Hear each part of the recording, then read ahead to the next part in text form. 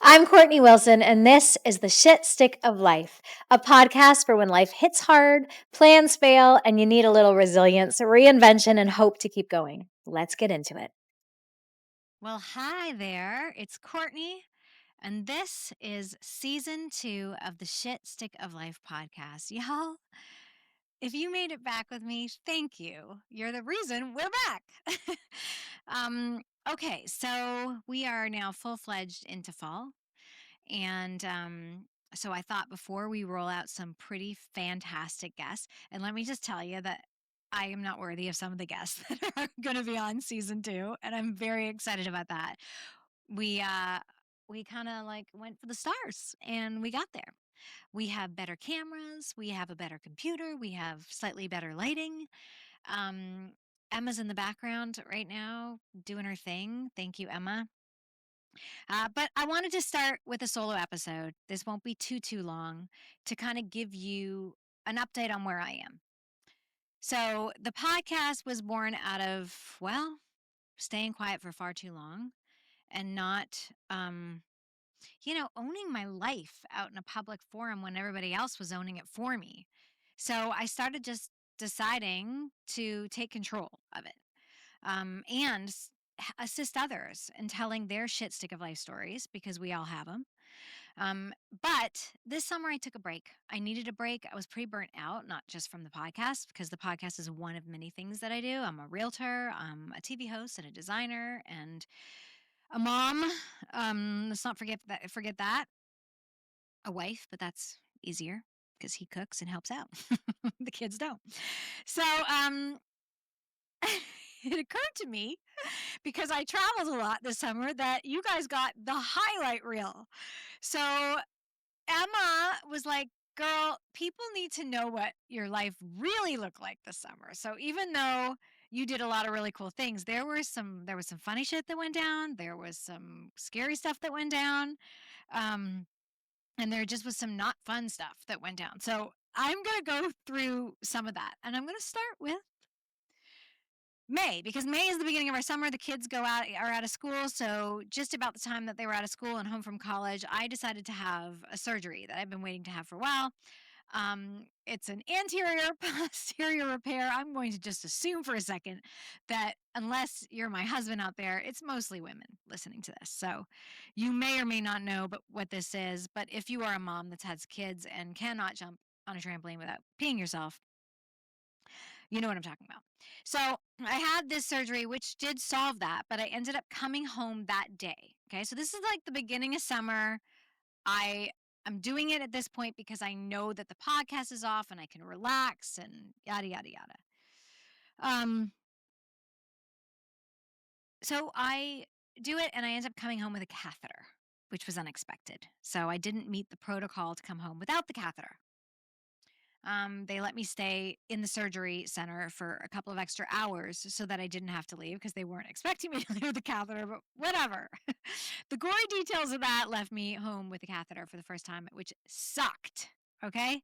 Hated every damn second of it. So I decided to go to bed, take whatever very, very strong pills they gave me were some sort of Percocet or Oxy. I don't remember, but it was something that put me out, made me a little loopy.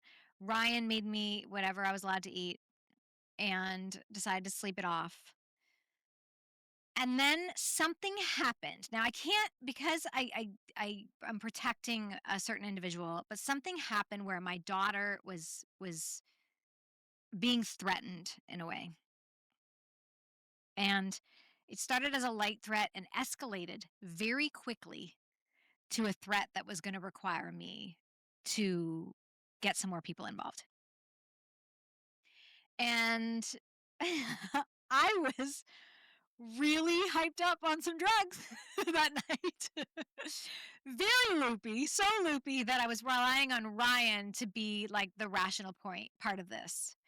And so we also pulled a couple of other people that I trusted into the conversation, at which point I realized, oh shit, I'm going to have to go to the police station tomorrow.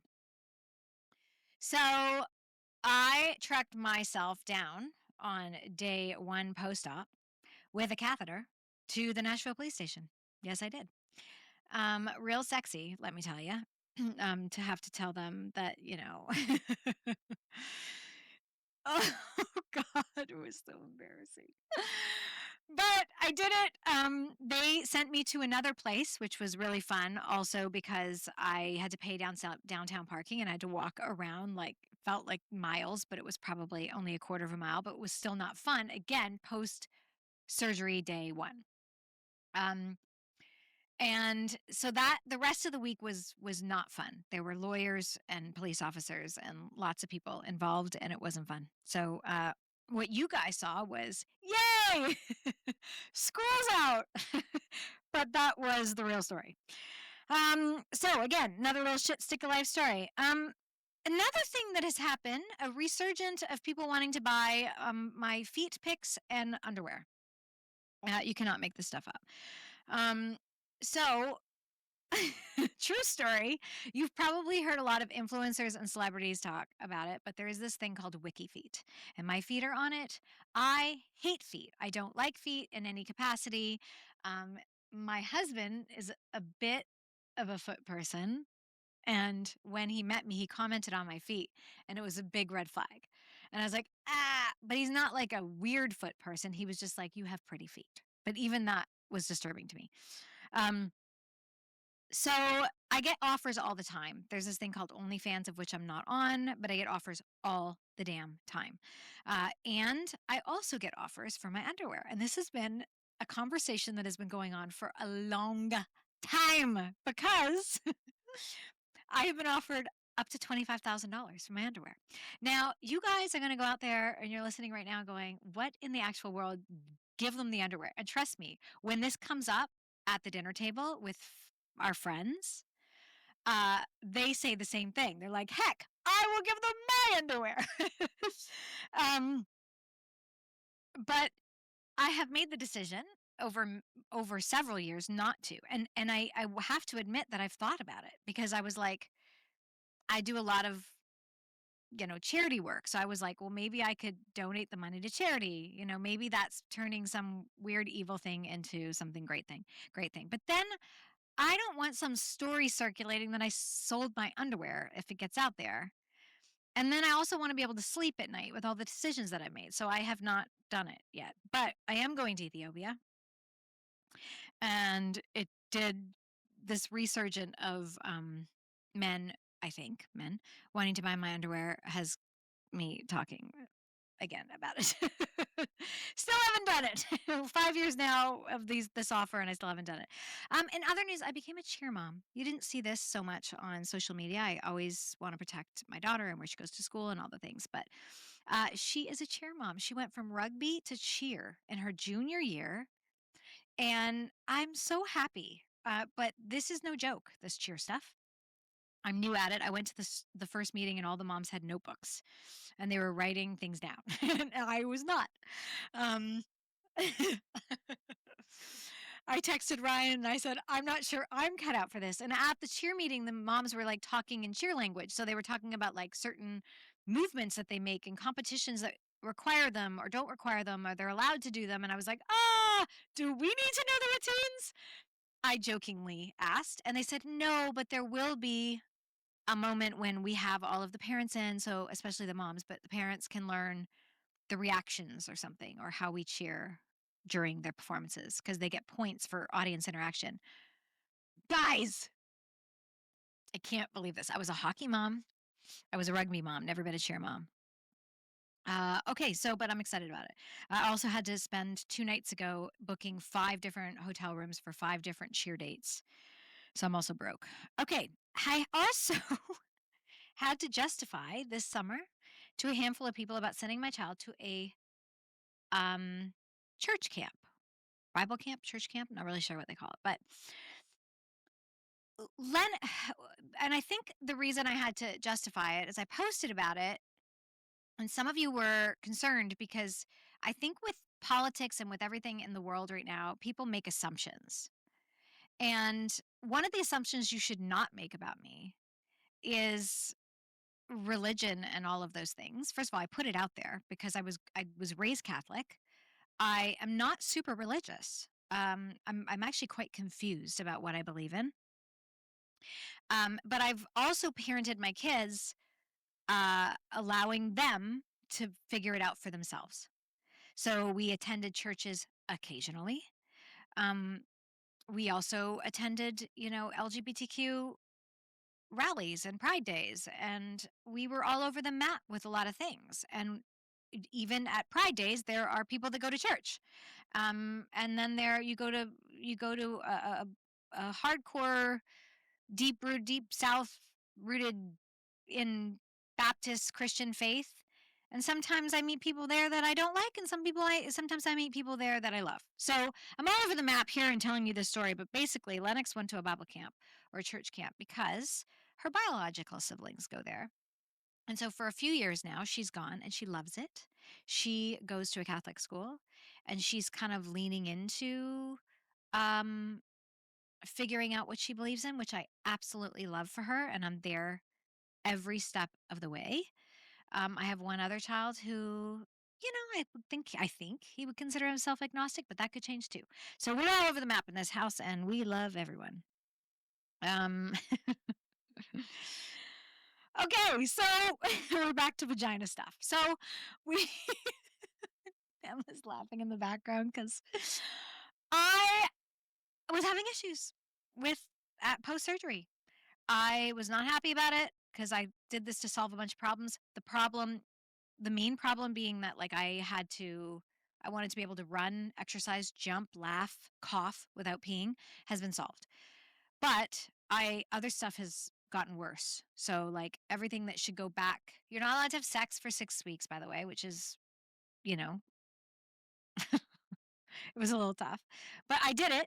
And you're not allowed to do certain things for a bunch of time, like lift a lot of weight, which I didn't. So I got off lifting a lot of weight, which set me back a little bit from a health and wellness place because I was doing so great working out.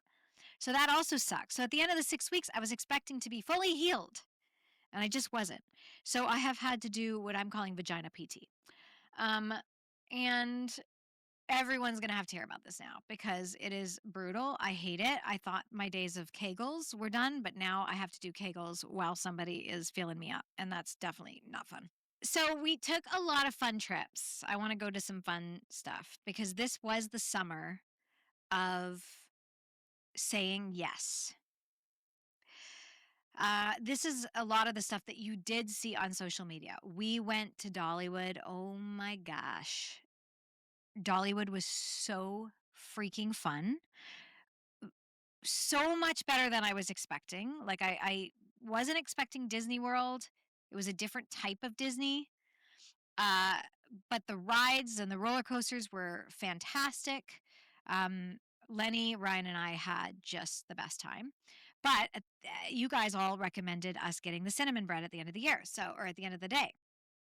So we got in line around 5 o'clock, just before the park was going to close, and there were two lines, and one was like a regular line that was moving, and then one was not. So they were like, oh, they're waiting on something specifically. So we went to the fast track lane and said, oh, we're just here for one cinnamon bread loaf. And they're like, yeah, sister, that's the line over there, the long one. Uh, we stood in the line for 40 minutes waiting for this damn bread. And it's 40 minutes that I will never get back. And I'm very happy about it. Guys, if you ever go to Dollywood, just stand in line and get the damn cinnamon bread. It is the best. We we didn't make it out of the park. Ryan and Lennox and I found like this little bench seat, sat there and devoured the entire thing with extra icing and all. We were laughing. It was just so joyous. First of all, Ryan's a hoot and fun and cute and awesome. Great stepdad, great husband. Lennox is also just the dream child. And I have to be careful about saying this because I always say to her, you can make mistakes too. You don't have to be good all the time. So I want her to know that because I don't want her to feel like she has to be perfect. I felt that way growing up. And I am sort of coming to grips with some of the things from my childhood that seemed maybe more perfect than they actually were in the end because I felt like I couldn't make a mistake. So I'm really careful with Lennox because she is ideal. She definitely makes some mistakes. She made a couple this summer. Kind of proud of her for owning it. Um, but one of the mistakes we did not make was getting that damn bread. It was so good. Um, okay, where else did we do? We went to Alice Beach in Florida. A lot of people ask me when I say we go to 30A, because I grew up in Canada and I have a lot of people from all over the world that follow, but especially Canada. They always are like, "Where are you in Florida?" So 30A is, this is how I always describe it. It's where The Truman Show, the movie with Jim Carrey, was filmed. So if you remember that movie and the beach town that was super colorful, that's 30A. It's outstanding, gorgeous in every way. I really, really, really love it. We grew up taking our kids there. There are some downsides. Um, Most people probably don't recognize the downsides because it's so perfect and you've got like beautiful people on beautiful bikes. Like I said to Ryan and Lennox, because I went a few days earlier with my friends, I was like, "Hey," they're like, "What to wear? What should we pack? What should we wear?" And I was like, "As long as you look like a lollipop, um, or like you're going to Easter brunch, you're fine because it's very colorful and bright. It's also very white." So there's not a whole lot of diversity on 30A, which is one thing that's missing. But still a great time. Beaches are white sand, absolutely gorgeous. And you do see dolphins, just like, well, dolphins and sharks. If you Google it, the shark attack from last year might come up. Don't let that deter you. But when we went to 30A, oh my gosh, this is actually going to lead to a shark story. We um we were there and I posted about it, and a couple of friends again from Nashville had posted that they were there because this always happens. Everybody from Nashville goes to 30A in the summer, spring break, and fall break. But while I was there, my friend Mary Jean Bentley from Texas, who used to live in Nashville, and we were friends. She was one of the first people to hold my first son, Jet, when he was born. We were very close. Singer, songwriter, nurse, got a bunch of titles, and now a mom and wife in Texas. She goes, "Oh my gosh, we're here." And our girls are on Snapchat together. So we decided to get the families together. So we're on the beach, and Ryan was like, "I'm not going in because I don't like sharks. And I know there was a shark attack here." She's like, "Oh," and she talks in a real Southern accent. And she's very like fun personality. She's like, "Oh my gosh. Um, you leave it up to Jesus. He's got your back. Everything's going to be fine. Don't worry about it. We go in all the time." Well, Ryan left. He went and had a beer. And 2 days later, we're sitting there and she goes, "Oh my gosh, Kortney, I got to tell you." I said, "What?" She goes, "Yesterday, Kevin, her husband, and the kids and I were all in the ocean, and we were, waist deep. And I decided to do some, mm, you know, arm workouts in the water. So I was floating on my back, and it felt like a tire had like kind of swept my leg. And I looked down, and it was a shark. So if we go to 3A, be careful. Um, okay. Where else do we? Oh, Prince Edward. Oh, we went to the Maritimes. So for the first time ever, I visited the east coast of Canada, Prince Edward Island and Nova Scotia. We had, oh my gosh, it was a dream trip. The people were so beautiful in a way that I have not experienced in a while. I love Nashville and I love Nashvillians, but this was a warmth and a humility that I had not seen in a long time. We started in Charlottetown and we stayed at, I think it's called the St. George. And it's absolutely gorgeous and unique and old and historic, right across from one of the most beautiful churches I've ever seen in my life. So we had great walkability. We did a lobster crab tour. We did a deep sea fishing tour. We ate the most incredible lobster roll I've ever had anywhere in the world. And now I'm trying to remember what it was called. It was not George or Fred's. It was something. Shoot, what was it called, Emma? Um, Darn it, like Frank's, Pete's. I feel like it's a man's name. Anyway, while Emma's looking it up, we ate the best lobster roll, and then we took the ferry over to Nova Scotia and experienced the other side. What's it called? Richards! Not Fred, not Frank, not George, Richard. I was close. I knew it was a man's name. So if you go to the Maritimes, have a Richard's lobster roll. When we got to Nova Scotia, we were able to do a lot of fun stuff, but basically we got the city side. Pride was going on there at the time. We were in there in July, end of July. Um, I got to go see my new flooring line that is in stores now. It just was, again, fantastic trip. But when we got home, that kind of marked the end. We had one last trip, and that was our lake house in Kentucky. And what's funny about our lake house in Kentucky is we barely visited it this summer. So we actually opened it up to guests. Um, and that was kind of a new experience for us, but we really enjoyed it. It was pretty carefree, actually. So when we got back, I was pretty tired. And I think as a result of being exhausted and saying yes to travel and yes to fun and yes to last minute adventures, I also said no to work. And I'm a number two on the Enneagram. If you've never done that, you will go, oh, I'm a number two with a wing three. Um, so I immediately panicked. And I don't necessarily get depressed, but I have a little bit of anxiety. I've always been the breadwinner. And when I feel like I am not staying ahead, I can't just keep up. I have to stay ahead because there's always something in my life that has caused like a big emergency or something, or, and have to save the day. I know this is crazy, and you therapists listening will be like, oh, yes, let's work on that. I'm working on it. Um, But that is also my reality. So I knew that college tuition was coming up and private school tuition for Lennox was coming up. And um, there were a bunch of things that were happening. Problems with, I manage all my own rentals and there were things going wrong left and right. It was like thousands here and lawyers here. And so I just started to panic. And so the very end of summer, I just put my head down. And now we're in fall and I'm back up and running, mainly in real estate, although I am doing a lot of press, um, or some press now for Life is Messy for Home Network in Canada that's coming out early 2025. So I've been doing some traveling for that. Okay, 2026. I just said 2025. 2026. I'm not getting this year back.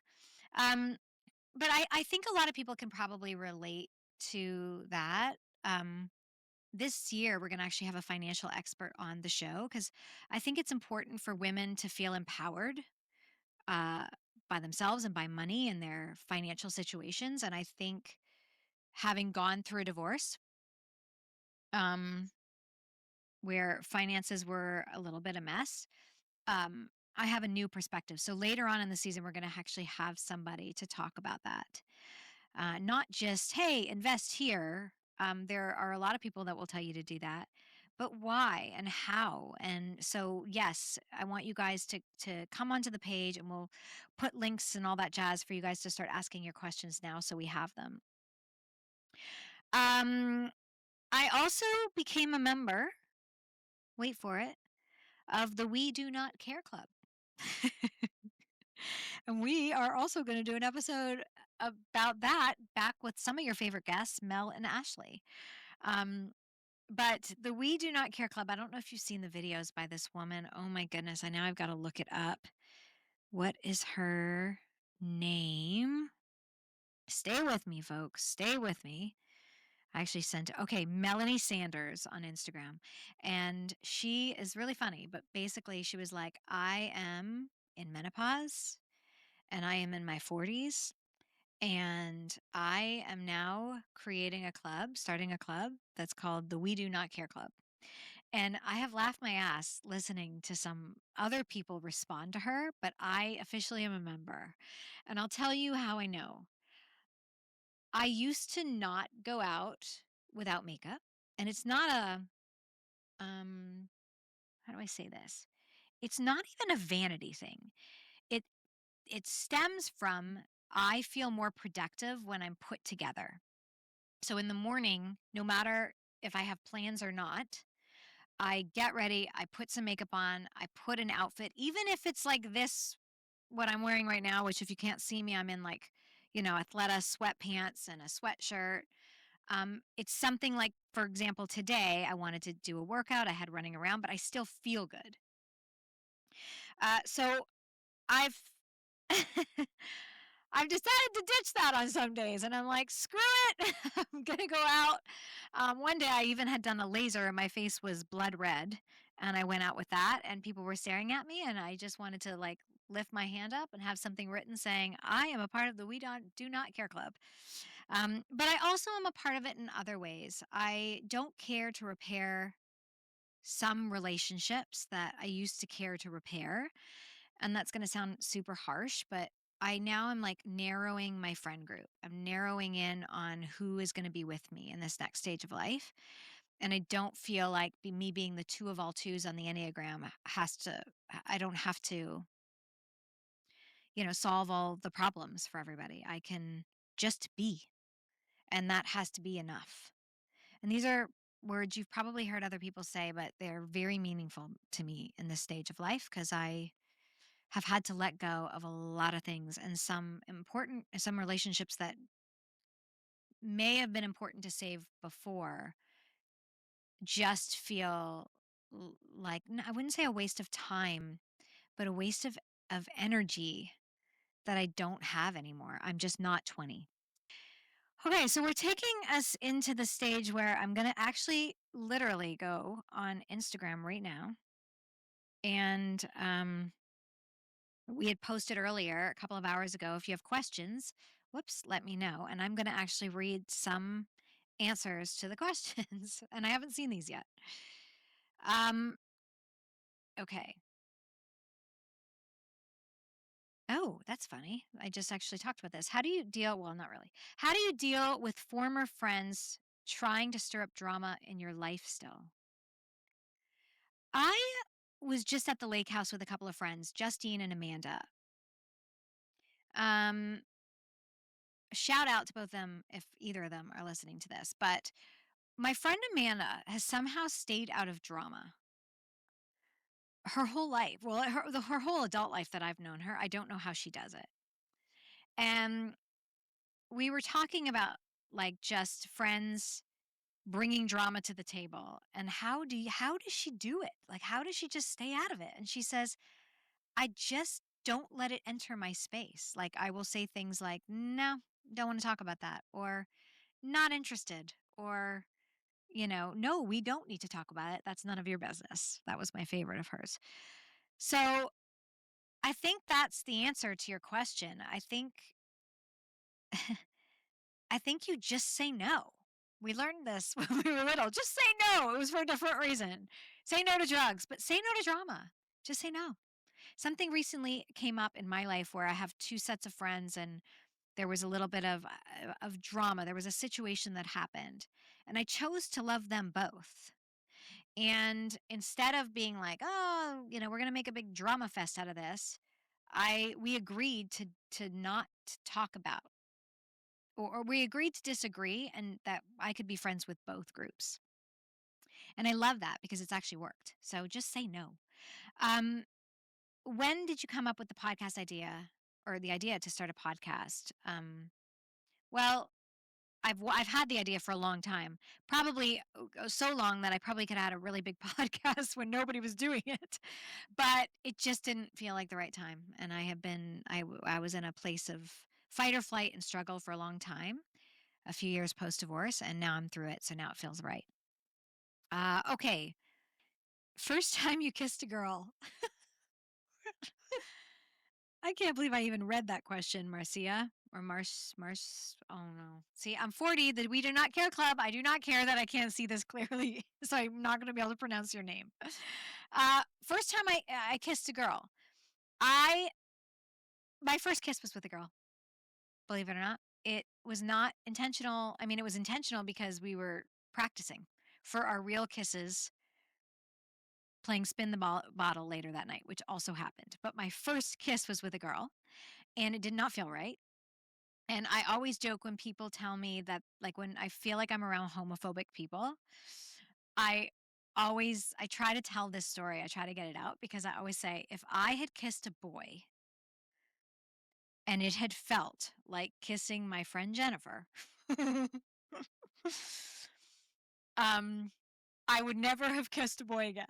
So basically, it didn't feel right. And so, for those of you who might be female kissing men and it doesn't feel right, try kissing a girl, I guess. Maybe that'll be your thing. Um, okay. Oh my goodness. This says, do you think your podcast will go viral once I make an appearance? My husband wrote that. Ryan Vella. So Ryan is considering making an appearance on the podcast. We have an overwhelming number of questions for Ryan, including what does Ryan do? That comes up, right, Emma? Does it not come up like a gazillion times every time I ask for questions? So Ryan may be on the podcast this season, and I'm very excited about that. This question says, any Christmas plans? Will you guys go skiing somewhere? Well, we do love going to Whistler, but this year I think we are going skiing uh, somewhere in Michigan. Actually, I say think because I'm always worried about people following us somewhere, but I know we are going to ski in Michigan with Lennox's bio family and their adoptive family, which we vacation with. Oh, that's another thing we did this summer.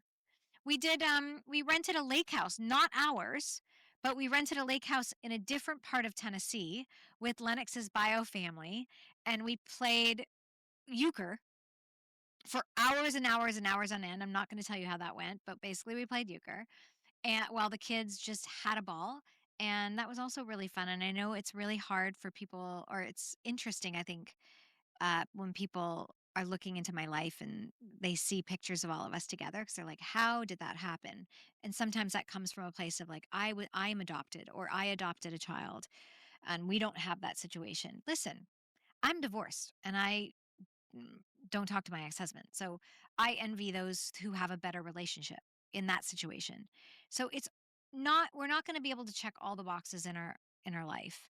I am so grateful and so fortunate to be able to check that one that Lennox can see her biological siblings. In fact, the oldest brother came and stayed with us for a couple of nights because he was moving to a different place. I won't give away his city. So he came to stay with us.